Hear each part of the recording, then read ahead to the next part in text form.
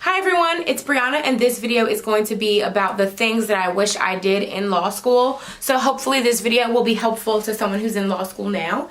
And it's just about different things that I didn't do that I think would have been beneficial to my career and to my law school experience. So my first 2 years of law school, I didn't really talk to anyone. I didn't really do anything. I just kind of focused so much on work and on the relationship that I was in at the time that I didn't socialize or get to know a lot of people. I didn't go out or anything. So my advice to the next person is do that early on your first, second year. Then you'll have people to study with, people to vent and talk about things that's going on in school, and someone to kind of help you and be a support group for you while you're in school and also after law school, because I still have a couple of friends that I talk to regularly about things that go on in work and about just life in general. So those are lifelong friends that you're missing out on if you don't kind of interact and stuff with them. The next thing that I regret is not treating law school like a job. Basically, I went straight from undergrad to law school and I did not take a break. I didn't take a gap year. I didn't get a job.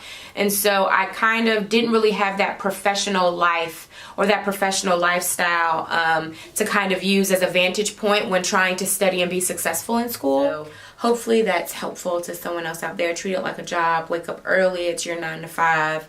And I think you'll be a lot more successful if you kind of have a regimen of what you're going to be doing that day. The next thing I regret is thinking that I'm too busy to do anything. So that kind of bleeds into everything that I'm saying about law school in general.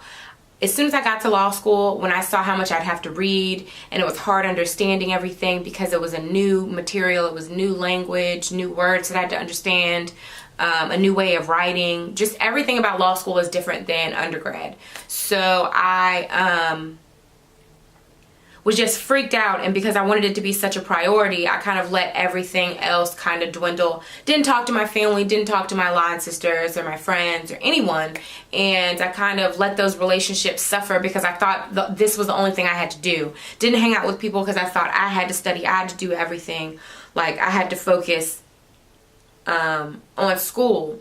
And then I would get so burnt out that I would then take a nap or, you know, kind of like do some kind of mindless activity because I was so burnt out from doing so much work, where if I took more intentional breaks, like, okay, I'm gonna study for an hour, call my grandma for 15 minutes, then go back to studying for about 2 to 3 hours, taking a break after a day's worth of classes just to kind of, you know, eat, relax, then get back to my studying to kind of have my brain functioning at its most efficient, I guess, capacity.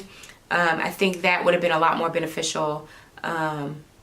And I think after learning that my third year was where everything clicked and I did everything I was supposed to do. But if I would have learned that earlier or had someone talking to me and telling me like, hey, you need to do these things, then I think I would have had a lot more success earlier on. A lot more success than I already had earlier on in law school.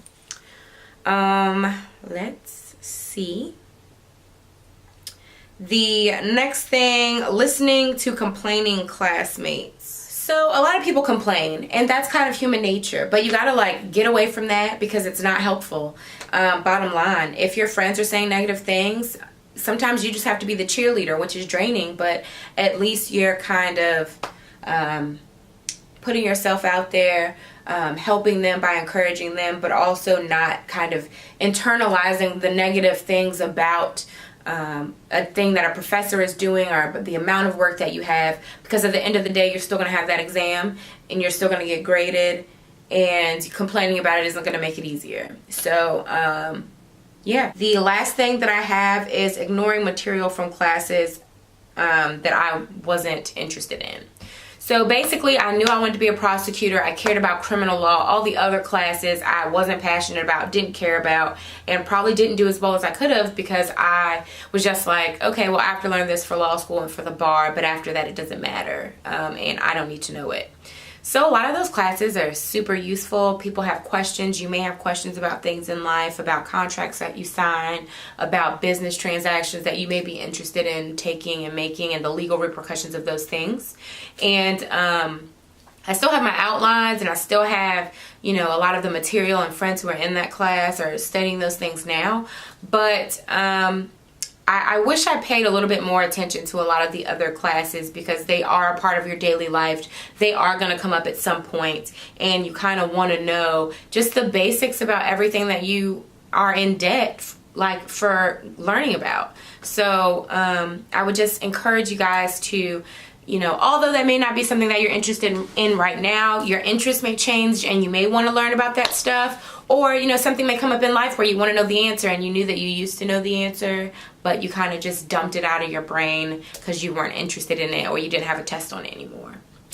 So I would just encourage you guys to stay positive, put yourself out there, go to different groups, get to know people, and kind of make the most out of this situation. It is definitely hard. The bar exam is harder, and your career is harder after that. So each thing is a stepping stone, a new kind of adventure, a new challenge that you are learning that you're able to do and surpass.